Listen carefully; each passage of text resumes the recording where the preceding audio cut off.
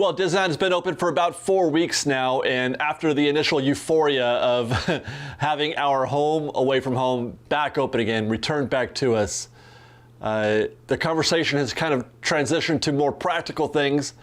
That is, conversations about capacity. Capacity in the parks, capacity on rides, capacity in restaurants. Now, I think that we've all observed that Disney has been releasing more and more reservations continually. Days that were once sold out completely are now wide open again. A lot of dates. Actually, let's take a look at the calendar. Let's see how things look today. Just a few days ago, May was wide open, and now it's completely sold out. Demand is still really high. June is mostly bleak, with just a few days open at the end of the month for a single day ticket. Park hoppers aren't much better. Again, all just, pretty much the end of the month again. July's looking good though, wide open. I think this may be a product of Disney putting out more reservations because if I recall correctly, some days in July were at least partially sold out the last time I checked, though. I don't have a screenshot though, so I can't say for sure, but it does feel like that was the case. And I have to say that much of this is probably due to the county moving into the yellow tier where they can increase capacity to 35%. But it also probably has something to do with the June 15th date coming up where they're going to lift all restrictions. The state has pretty much confirmed this with the updated guidelines that they put out last week, or actually the lack of guidelines. There aren't any restrictions for the most part. And this will allow, obviously, Disney to invite even more guests, including inviting guests from out of state. But one concern that we had with this announcement that we talked about last week was the possibility that Disney would be increasing capacity, which they have. They have increased capacity already. If Disney would increase capacity without increasing capacity inside the parks, in the rides, in the restaurants. What if they did increase capacity, but with the same, limited capacities that they had when the park first opened up at 15%, when it was glorious and there was space everywhere? So that's the mindset that I had when I went to the park this weekend, to try to observe what the crowds looked like, what they felt like, what the traffic looked like, depending on where you were in the park. And the results were kind of mixed. Good news and bad news. You could definitely feel, without even knowing that they've increased reservations, if we weren't able to observe that, you could feel that there were more people in the park today than there were yesterday. We saw more traffic on Main Street, not a lot more, but more. Main Street was pretty much wide open just about any time we walked down the street 2 weeks ago. Saw more traffic in Fantasyland. It almost felt like it was normal. It was because how congested Fantasyland gets, especially right around the carousel in Fantasyland A. That part of Fantasyland did feel a little snug. We saw more traffic in Adventureland also, but not like we've seen in the past. This view doesn't look too bad. It looks pretty wide open, especially when you compare it to back in the day. This is terrifying. And then here's New Orleans Square from above. Busier, but not busy. What about rides? Wait times were actually quite bearable. I went in thinking they were going to be worse, but they never really achieved, oh my gosh, levels, considering what I was afraid of. Pirates and Haunted Mansion were 45 minutes, and those were an easy 45 minutes in my opinion. Here's the wait times at 10 a.m. according to the board over there or on Main Street.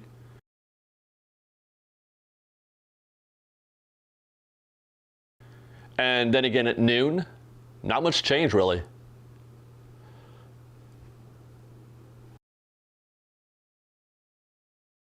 I also checked the wait times on the app for today, Sunday, at about 5 p.m. just to see how they compared on Sunday versus the Saturday that I was there, and in a later time of day where you would expect the wait times maybe to get a little higher. Now we'll go to Disneyland to see how times are looking there. Pop up the list. Alice in Wonderland, 35 minutes, that's okay. Astro Orbiter 10, Autopia 10, Big Thunder 30. This all looks pretty standard. Haunted Mansion, 35 minutes. That's pretty good for 5 p.m., I think. Still using the virtual queue there at Indy, which we're going to get into in another update.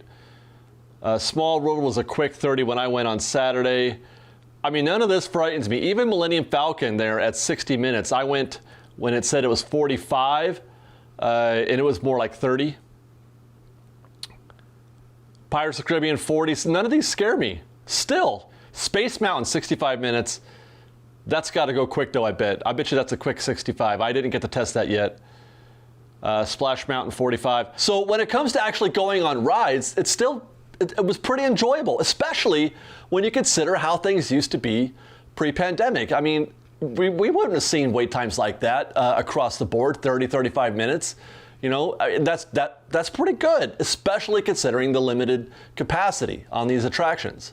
And they have not, I've checked this on a few key rides, they have not increased capacity. It's still the same 4 or 5 guests on the Haunted Mansion in the stretching room, still every other row on, you know, rides like Indiana Jones or Small World. In some cases, I saw one person in a boat at Small World.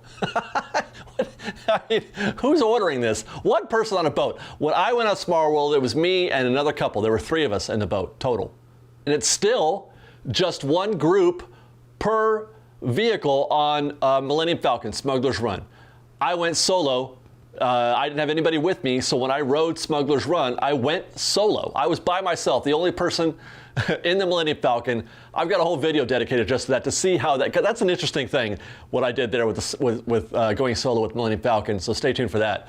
But yeah, so they have not changed any of their guidance, any of their operational guidance on limited capacity and attractions. What is interesting, though, is what they're doing, or what I've heard of them doing at rides like Pirates and Haunted Mansion.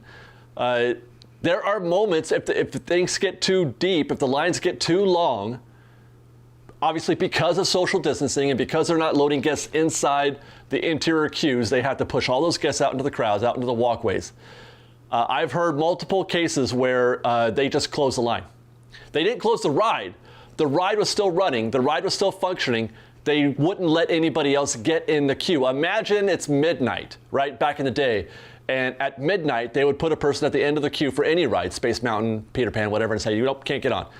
Ride's still going, but they've cut off the line. And they did that just so they could relieve the pressure, because they got to put those guests somewhere. Pirates of the Caribbean, the queue, this was like 10 a.m., I think. 10 a.m., Pirates of the Caribbean, the queue went all the way to Big Thunder. That's within an hour and a half of the park being open, if the park opened at 8:30. In an hour and a half, that line had already stretched all the way to Big Thunder. And they probably could have kept that thing running all the way down Big Thunder Trail. And at some point, though, it does become too long, and they just have to, that's it, no more people. Having said that, it's not something that's a permanent condition, and it probably resolves itself quickly, just like it does at the Esplanade. When they cut off people getting into the Esplanade to get into the park, it only takes 5 or 10 minutes for them to clear the whole Esplanade and let more people in. Probably only took 5 or 10 minutes to clear some of that queue, some of that pressure from Pirates, and they started accumulating guests again. But this situation, even though it's small and it's manageable, does shine a light on a situation that is not going to get better, I don't think, if Disney doesn't do anything. They're not going to let in less people. They're only going to be letting in more people, and the more people you let in under the same current, capacity restrictions, the bigger a problem you're going to have. Those lines for Pirates and Haunted Mansion are going to get bigger and longer, and just keep stretching out into the walkways and making it feel more busy than it really is. It makes it feel more busy. It's more claustrophobic. It gives you more anxiety. Something's got to change. They're already running out of space, and the fears that we talked about in the video we did last week are becoming a reality, at least in part. And I'll tell you this, where people are really feeling it, where they're really feeling it is in getting food. That's the food is an adventure at Disneyland right now. Tropical Hideaway, I did not see this coming. I guess it makes sense because people buy more Dole Whips than they do chicken, fried chicken at Plaza Inn. They sell more Dole Whips in terms of volume. I think I heard somebody say something like Bengal barbecue. There was the same person, I forgot, I saw this on Twitter, or I don't remember where I saw this, who told me, but the same person who runs Bengal barbecue also manages the virtual queue, the mobile order queue for Tropical Hideaway. For every, if there were 40 orders for Bengal barbecue current, there were 400 for Tropical Hideaway. 400 people waiting to get a Dole Whip. I got to the Tropical Hideaway about noon. I had to talk with a cast member. The wait time for Tropical Hideaway at that point was 2 hours. That means if you place an order now to get your Dole Whip in 2 hours, and there is no standby. There's no standby at all. So I mean, that seemed fine at the time. No problem. Place my order for the Dole Whip, go ride, Pirates, go ride Haunted Mansion, go ride Indiana Jones, do all three of those things, come back and get your Dole Whip. Okay, fine. Except that by the time I looked again at 5 p.m., because I was thinking, hey, maybe I'll get a Dole Whip at 5 and get it for 7 before I go home or something like that. No, that didn't happen because Tropical Hideaway pretty much shut its doors at 5 or maybe even before then. They stopped taking orders. Not just standby, which they weren't doing at all, but mobile orders in general. You could not, if you wanted a Dole Whip at 5 p.m. and you hadn't already placed your order, you're out of luck. You're not getting a Dole Whip today. And I don't blame Disney necessarily for this. They're a victim of circumstance. They're trying to operate under the conditions that are presented to them. They have to do social distancing, and they have to do, they can't let standby in some cases. I don't know why that is actually, but they're just trying to do what's correct in this case in terms of, public safety. And it was like that in other locations too. Beignets at this time at 5 o'clock were 3 hours. They weren't sold out yet, but you could get a beignet at 8 o'clock. You had to wait till 8 o'clock for that. And they weren't doing any standby there either. I mean, it's pretty difficult. Plaza Inn, I ordered a Plaza Inn at 11:30 for pick. This is interesting though. And this is something that I talked about previously with regard to standby. Pay attention to this. I placed my order at 11:30 for the chicken to be picked up at 1:30, and I was fine with that. I didn't mind, waiting the 2 hours because I had other things I wanted to do anyway before then. But when I got there at 1:30 to get my chicken, standby was wide open. It was a walk-on. You could just walk in to Plaza Inn and get a standby. There was nobody in there, nobody inside. They asked me, "Are you standby or are you mobile order?" And I said, "I'm mobile." They said, "Okay, go ahead." If I had said standby, they said, "Okay, go ahead," because there was nobody else inside to place the order. They would have taken my order right there and they would have made it.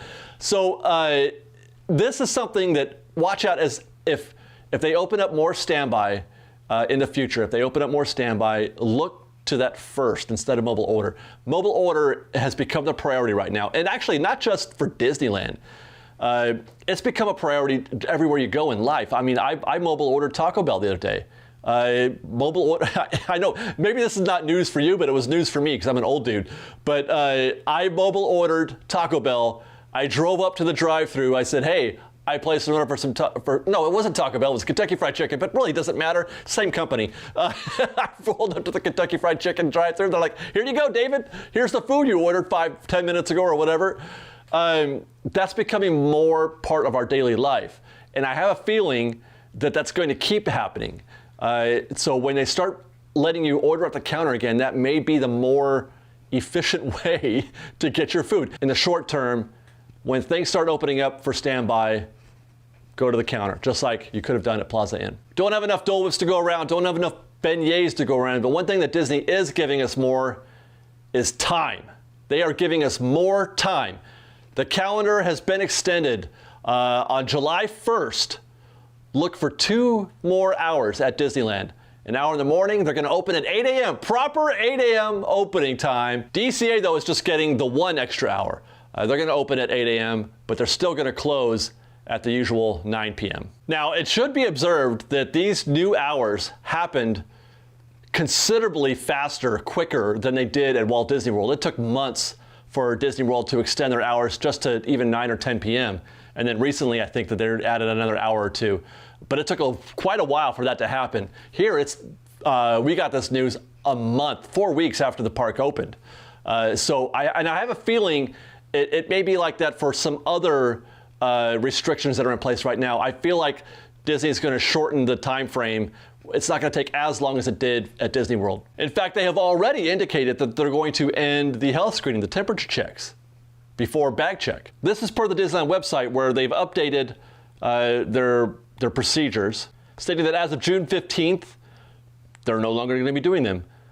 Do note, though, that the mask and reservation policies are unchanged. There was no change to the website in regards to those. When June 15th comes, we'll still have to wear a mask and we'll still need to make a reservation. In fact, reservations may be a reality for us for quite a while still. I'm going to say this briefly and then I may do a whole other video on this topic, but I'll just say this. Disney loves reservations. They love them. They want more reservations. If they had their way, there would be nothing but reservations for all time, forever.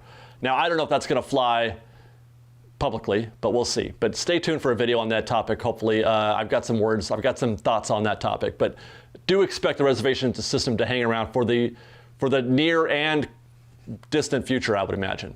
But with that good news, temperature checks being done away with and the extended hours, I do still feel a little uneasy about the short-term future of Disneyland. These next the next couple of weeks, at least till June 15th, and then some probably after that, is going to be difficult, I think, for the park to be manageable for that time. Things are not bad yet. A day at Disneyland is still plenty enjoyable. I still had a fantastic time on Saturday. I'm not complaining one bit about how much fun and how much enjoyment I got out of my Disneyland day. But you can tell that the edges are kind of eroding just a little bit, and without a correction by Disney, I feel like there's a possibility that things can get a little bit rougher. And that's simply a product of more guests being allowed into the park. And again, it could be easily remedied if they just adjust other things to go with the additional guests. And I'll say this too, demand is still really, really high to go to Disneyland. There was a moment there where I thought maybe it wasn't, but just look at how fast these reservations are being filled up by people as they release these reservations. They're going in a matter of a couple days. May went from completely wide open to completely sold out in less than a week. A few days, actually, really, if you think about it. And that's our State of Disneyland address for this week. Let me know what your thoughts are. Am I way off base here, or am I hitting it on the head? I know probably people are going to say both. These are just my feelings coming from the park. Let us know your thoughts in the comments below. Otherwise, you can follow us on Instagram at _FreshBaked and on Twitter at FreshBakedDisney, that's Fresh with no E, and we're on TikTok at FreshBakedDisney. Be kind, everybody. Oh, wait, I said that wrong. No, don't. You be safe first. You be safe out there, and then you be kind to everybody. Be kind to one another, and we'll see you next time. Good night, everybody. Fresh Baked.